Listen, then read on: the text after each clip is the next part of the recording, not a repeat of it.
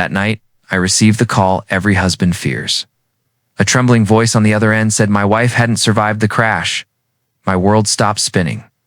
My hands went cold. The only sound left in the room was my own heartbeat until hours later, someone knocked on the door.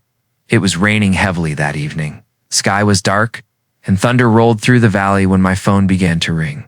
I remember staring at the screen, seeing an unknown number flash. And for a reason I still can't explain, my heart sank before I even picked it up. "Mr. Collins?" a female voice asked. "This is County Emergency Services. There's been an accident." My grip tightened on the phone. My wife, Clara, had gone to visit her mother in the next town that morning. "Is she all right?" I whispered. There was a pause long enough to destroy every bit of hope I had. I'm so sorry, sir.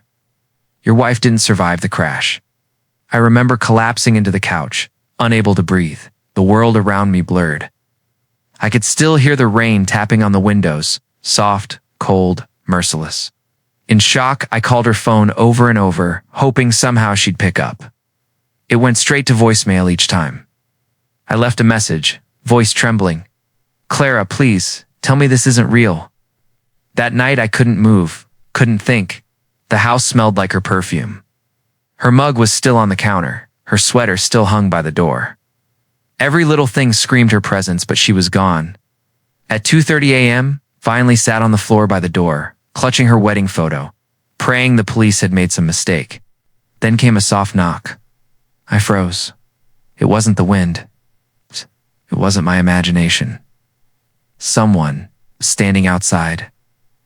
At first, I didn't move. My mind refused to believe what my ears had just heard. The knocking came again, gentle, almost hesitant, followed by a faint voice. "Michael." My blood turned cold. That voice, I knew that voice. I stumbled to my feet, heart pounding so loudly it drowned out everything else. I reached for the doorknob with shaking hands. I wanted to believe it was her, but my brain screamed it couldn't be. She was gone. When I opened the door, rain swept in. There she stood, drenched, pale, trembling. "Clara," I couldn't speak. My knees nearly gave out. "Clara," I whispered, my voice barely audible. She nodded weakly. "They said I was dead," she murmured, eyes wide with confusion. I pulled her into my arms. She was cold, shivering, real, where tears poured down my face as I held her tighter than ever before. When we finally sat down, she told me fragments of what happened. I woke up near the woods. There were flashing lights. I tried to call you, but my phone was gone. I just kept walking toward home. Police must have mistaken someone else. Another victim in the same car, same dress. A mix-up that had turned my world upside down. But as she spoke, I couldn't shake one thing. The fear in her eyes. She looked haunted, like she'd seen something that night no one should ever see. For the next few days, Clara barely slept. She'd wake up in the middle of the night screaming. I thought it was trauma, until she began talking about the other woman in the car. "She looked just like me," Clara whispered one night, clutching my arm. "Same hair, same coat. Michael, she even wore my wedding ring." I stared at her in disbelief. Maybe it was confusion from the crash. I tried to reason, but her expression didn't change. "I watched her," she said.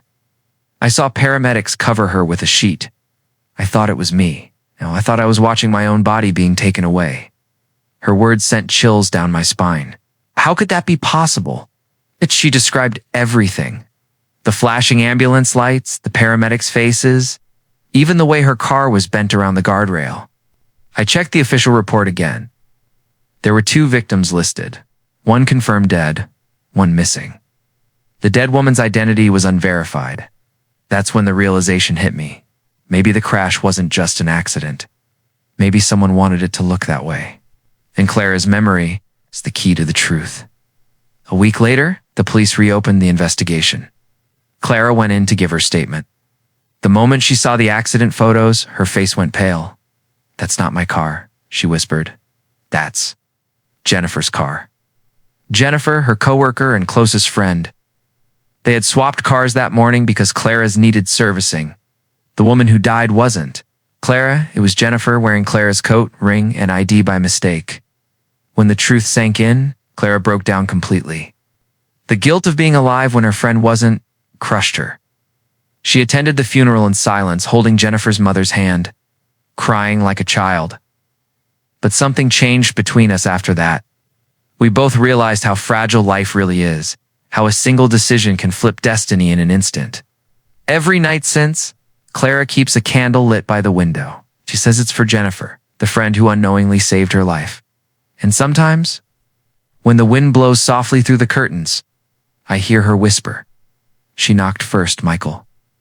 Maybe she just wanted me to live." Sometimes life tests us in ways we can't understand. We lose people, and sometimes we find them again in ways we never imagined. Clara's story reminds us, destiny has its own strange mercy. The one we lose might not be gone forever. And the one who stays carries two hearts their own, and the one that stopped beating too soon. So tonight, when the rain whispers against your window, listen closely. Maybe, just maybe, someone's knocking to remind you that love never really dies.